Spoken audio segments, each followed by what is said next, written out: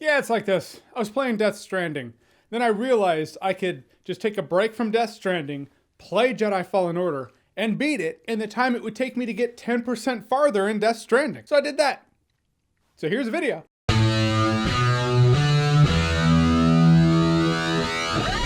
So Jedi Fallen Order is the new Star Wars game developed by Respawn Entertainment, also published by EA, which means through EA's dismay, I'm sure, there are no loot boxes, microtransactions in here. A pure single-player Star Wars game. You play as a young guy, former Padawan, his name's Cal. He was just a kid when Order 66 happened. He's been hiding out on this junk planet. Then in a scene that kind of reminded me of a scene from X-Men Apocalypse, the Empire kind of gets wind like, wait a minute, the former Jedi Force user, all right, let's go after him. So the Inquisitors are coming after you. You team up with this crew of misfits on a ship and go on your adventure. An adventure that's pretty much, yes, a Frankenstein hodgepodge taken from a few other games formed together to make a Frankenstein of a new game. But it feels fun. First of all, I love the story. It's a good personal story as well as a grand scope story. I heard the story was epic, and at first I was like, well, it's a good personal story, but epic? About halfway through the game, it's like, oh yeah, there's the epic. I thought I had some good tie-ins. One in particular, I was like, great, he didn't overcook it in this game.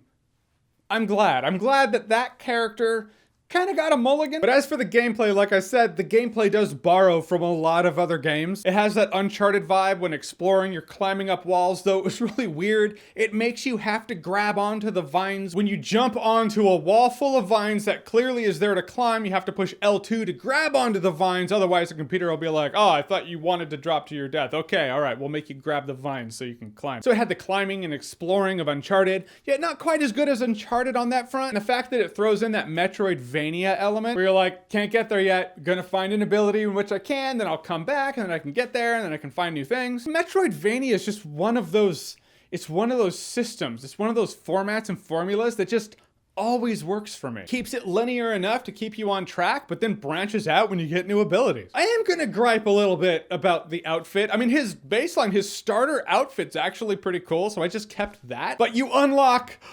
ponchos. Like, I ever asked for a Jedi to wear ponchos. The ponchos were lame. And compared to the starter outfit he had, I was just like, why would I wear the ponchos as opposed to, no, I'll just keep the starter outfit. So anytime I found a treasure chest and it had a poncho in it, just felt like a waste. You get to customize the hilt of your lightsaber, that's fun, but really in combat, you're not gonna notice it. It reminds me of Mortal Kombat 11, where it's like, you get to customize the belt. It's like, yeah, but when I'm fighting, I'm not like, ooh, the belt. I don't even notice those finer details when it's all going down. I will say the combat, oh, it's tough. A couple of stormtroopers can kill you, which is weird because you think about it, you're like, yeah, but I'm a Jedi, I'm a Force user, I should just stomp those stormtroopers. But you're not actually a Jedi. You're a former Padawan who hasn't used the Force in a few years. You were a kid when you stopped. You're not gonna be an unstoppable Force. You're not gonna be the best Jedi ever, and I actually really like that about the game. Again, at first, and there's a lot of at first. At first, I felt this, then I kind of leaned into it. At first, I was like, I felt so much more badass in the Force Unleashed. Also, with the Force Unleashed, the combat got boring because you just stomp everything at a point. You can wipe out a fleet of stormtroopers in like a second in that game. This game, not so much, but that does keep it engaging. And like I said, yeah, it's tough. At a point, I got patterns down. I was like, okay, and then I ran across this other enemy that I was like, okay, rage quit. I just got to put it down for a day. And yes, you can tweak the difficulty. You can make it easier or harder at any point in the game. And just personal suggestion, this is just me. This is just my experience with the game. If you need to bust the difficulty down to story mode, do that. If you just need to get past a new enemy, maybe you just need to learn the patterns before you take this enemy on again sometime. Maybe it's just this ball-numbingly difficult situation that you just need to get past. Okay, cool. However, don't leave it on story mode for too long because you're compromising what the game is. The combat can be frustrating. It can lead to rage quits. For me, sometimes the rage quits were like, the load times in between deaths are like a minute. A minute doesn't sound like much, but when you're in the middle of combat and then you stare at the wall for a minute, it seems like forever. They might have patched it since, I don't know. Point is, I'm just saying, if you want to experience the game as intended,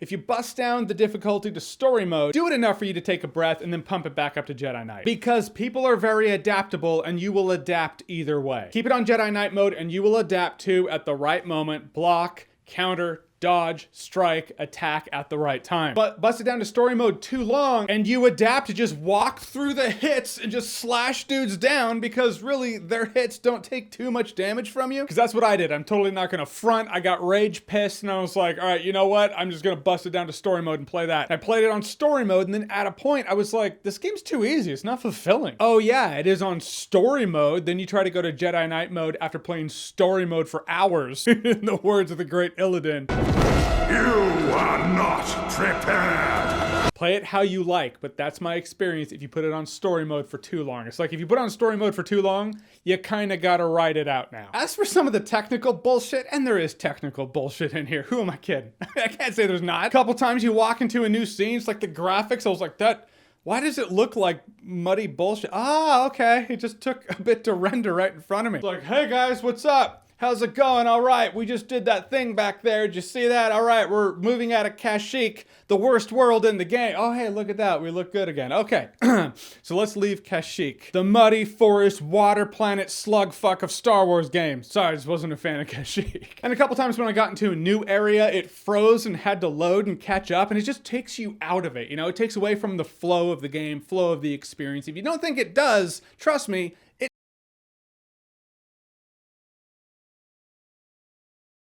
totally does. In terms of the combat, I enjoyed the combat because it's all about the block, the counter, using the force, and then strike, which also use your force powers. You will gain them back. There's no sense in holding on to your force. Use them when you want. Also, stem packs, use that as well. Because whenever you hit a meditation spot and then you rest, you get them back. So no point in holding on to stuff, just use it. I feel like with the combat, it was a little more slow and methodical from your side. I mean, some of these enemies are pretty intense. But for you, you have to block, counter, dodge, hit. It's not as fast as you might expect from a Star Wars game involving a lightsaber and a force user, which makes sense story-wise, and it wouldn't bother me as much if I got more to work with. You unlock a few force moves, a few moves you do, and a couple of buttons in tandem, you know, like dodge, attack, but it could have gone for having a bit more in terms of combos and lightsaber attacks per lightsaber build. You get 3 different lightsaber builds, but really, your single-bladed lightsaber, that's your main. It's not like in God of War, you have 3 distinct builds with 3 trees of abilities. In Fallen Order, your single-bladed lightsaber, that's the one you use the most. You get a double-bladed lightsaber at a point, it works well against multiple enemies, and deflecting a lot of blaster bolts back to enemies. Then at a point, you get 2 lightsabers, and you think, oh, that's gonna be my main. But it's not. You push L1 while you're attacking with your lightsaber, and he'll split it, and he'll do 1 move. I was just kind of disappointed the fact that you have 3 lightsaber builds, but really you don't have 3 tiers, 3 trees of moves. It felt like a wasted opportunity in which they could have done so much more with the lightsaber builds. Doesn't change the fact that if you are playing Jedi Knight mode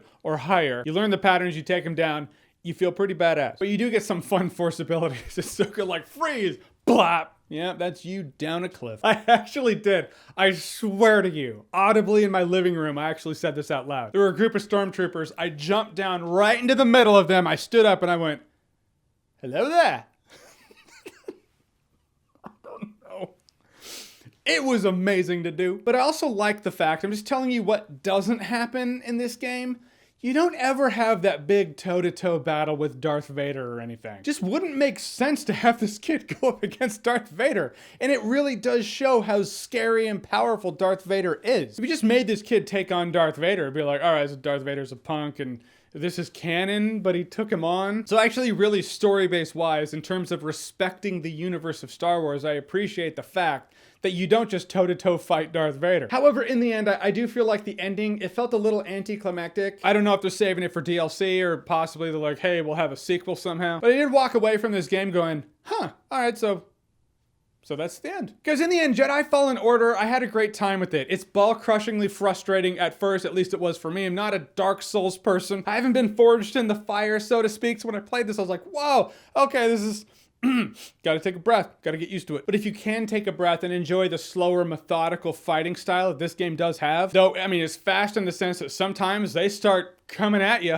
multiple waves of enemies with different tactics and combat builds. But that's where the puzzle is. That's where you have to go, okay, how do I take these guys out? What do I do? How am I gonna prioritize? It actually does get quite fun, though I do hold to the elements that they borrow from other games. This game isn't as good at those elements as the games it borrows from. However, in its own right, it does build itself a really enjoyable Frankenstein game that is a great Star Wars game. And I'll say Jedi Fallen Order is worth buying at full price. You know, I'm liking where we're at right now. We have ourselves a good Star Wars show. We have ourselves a good Star Wars game. I'm liking this. All right, so Jedi Fallen Order, have you played it? What did you think of it? Whatever you thought, comment below, let me know. And as always, if you like what you've seen here and you want to see more, click right here to see more. I did that wrong. Click right here to see more. That's better.